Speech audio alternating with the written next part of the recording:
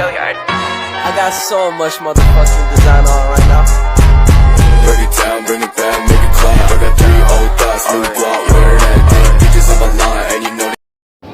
Saya Resi Jalana Putri, saya akan menyampaikan berita yang baru-baru ini terjadi, yaitu tindak kriminal yang terjadi di Karanganyar.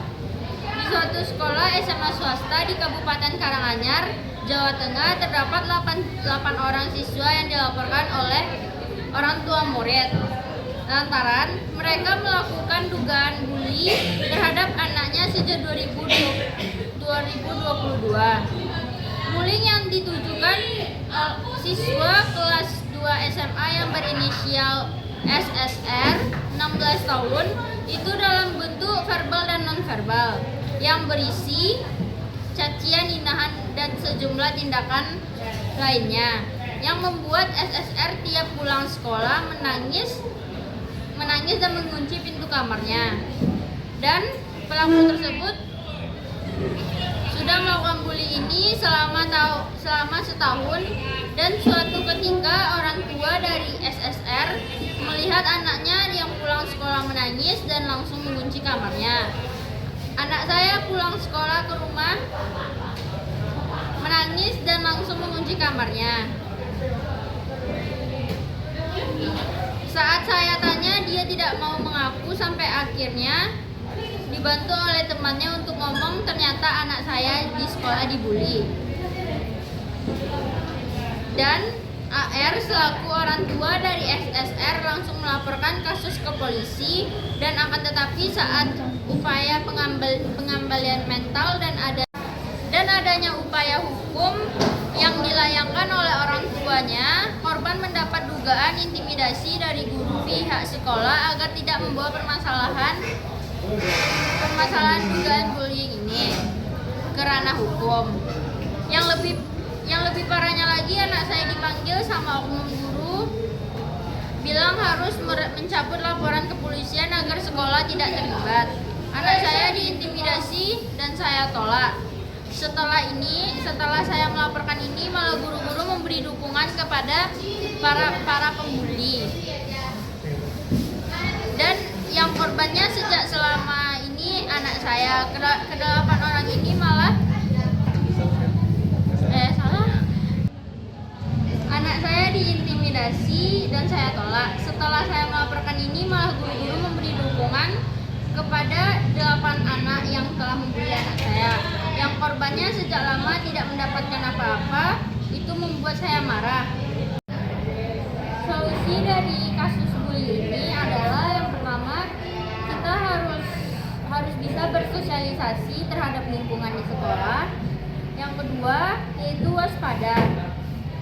Dan yang ketiga, bagi guru-guru agar peduli terhadap murid-muridnya.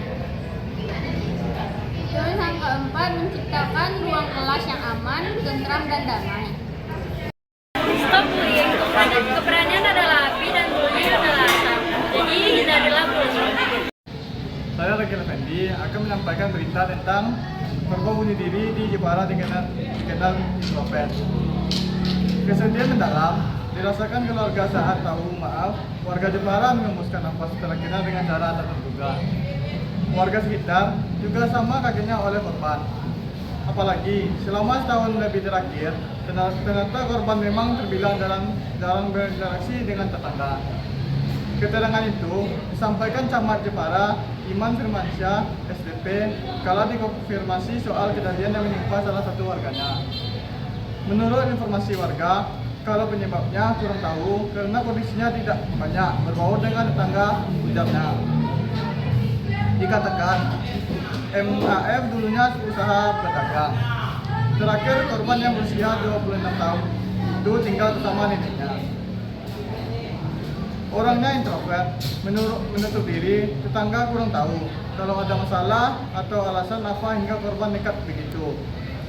Saat ditemukan oleh sang nenek, korban yang berniat menghilangkan nyawa menggunakan senjata tajam dengan luka di leher itu. Sebenarnya sempat masih berguling-guling. Nenek kemudian meminta tetangga membantu korban. Dalam insiden yang terjadi pagi buta itu, korban korban semua dibawa pihak desa ke rumah sakit. Tapi tiba di rumah sakit, dinyatakan sudah tidak ada tentunya. Camat mengaku tidak tahu alasan kenapa korban gelap mata memilih jalan tersebut. Iman kemudian mengimbau pada siapapun untuk selalu kembali pada keimanan. Apalagi menurut agama, hal itu adalah tindakan terlarang. Sementara, kalau dikonfirmasi pihak kepolisian, Polsek Jaya Laksana mengatakan sudah dilimpah ke Polres Kuntingan. Namun, Polres juga belum memberikan keterangan resmi soal kejadian tersebut. Menurut saya, solusi yang saya ambil dari kasus saya tersebut yaitu 1. Berbicara dengan orang lain, 2. Lakukan aktivitas yang membuat Anda lupa waktu, 3. Cari alasan untuk tetap hidup, 4. Berolahraga, 5. Menerapkan teknik relaksasi, 6. Berkonsultasi dengan psikolog atau psikiater. Bersosialisasilah dengan orang lain dan membangun hubungan yang sehat dengan masyarakat. Baik, saya Revari Aisyah akan menyampaikan berita terkait dengan Heru Hidayat, Presiden Komisaris PT Trump yang melakukan korupsi dan secara terbuka melakukan tindakan pidana pencucian uang atau TPPU. Hakim menyebutkan Heru menyamarkan asal-usul harta dari hasil korupsi terkait dengan pengelolaan saham Jiwasraya. Hakim mengungkapkan Heru melakukan TPPU dengan banyak cara, yaitu mentransfer uang ke sejumlah rekening atas nama dirinya dan nama orang lain.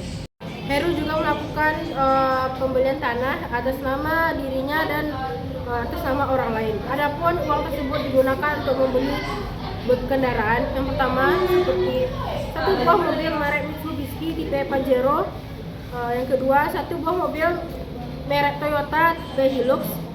Yang ketiga 1 buah sepeda motor merek Honda tipe NF11 Beat MT.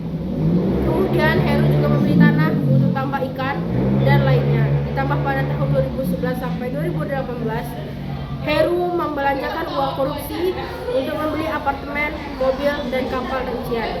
Dengan rincian 2 unit apartemen Senopati Suite lantai 6, 1 unit mobil Alphard warna putih plat B58 HIE atas nama Joanne Hidayat.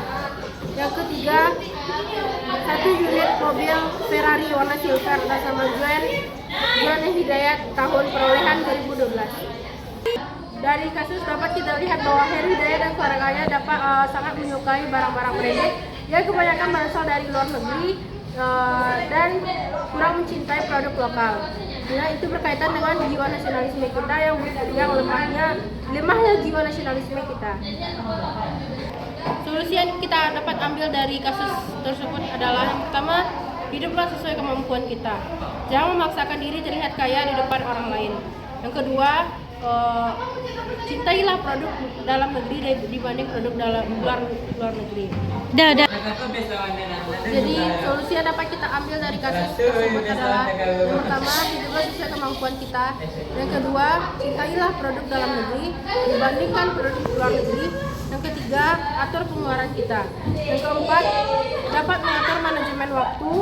Yang kelima, fokus pada kinerja kita dan tidak tergiur dengan hal-hal yang dapat merugikan kita. Sekian dari saya. Assalamualaikum warahmatullahi wabarakatuh. Ayo bertindak. Lapor korupsi sama dengan ikut memberantas korupsi. Stop korupsi. 1, 2, 3.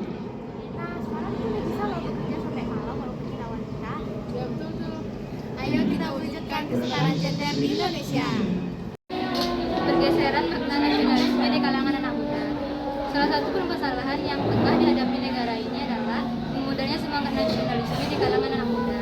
Hal ini ditandai dengan kurang menghayatinya anak muda terhadap simbol-simbol kebangsaan seperti lagu kebangsaan, upacara nasional, dan menganggap budaya luar negeri lebih menarik. Berdasarkan studi-studi sebelumnya, bahwa memudahnya rasa nasionalisme anak muda disebabkan oleh faktor eksternal dan internal. Melalui wawancara mendalam serta studi dokumen dan visual, penelitian menyimpulkan bahwa memudahnya rasa nasionalisme dikarenakan pergeseran makna dari makna nasionalisme sebelumnya. Tindakan nasional ini dibagi menjadi 2 tipe, yaitu tindakan nasional nilai dan tindakan nasional instrumental. Pada arena kegiatan organisasi, volunteer, dan komunitas sebagai pemahamannya terhadap makna nasionalisme di era sekarang, sehingga membentuk identitas nasional baru melalui nilai yang asal berdasarkan histori sejarah, pemikiran anak muda yang kritis, dan berkegiatan yang bersifat nasionalis, sukarelawan, atau based on profit. Jaga dan lawanlah kelestarian budaya Indonesia agar tidak hilang dan digemari oleh masyarakat global. Tawuran di kalangan anak muda sekarang mulai merajalela dan merusak jiwa bangsa nasionalisme Indonesia. Kurangnya rasa nasionalisme di lingkungan masyarakat Indonesia. Contohnya tawuran yang mulai merajalela di lingkungan anak muda zaman sekarang yang merusak generasi saat ini. Katakan tidak pada tawuran karena merusak generasi.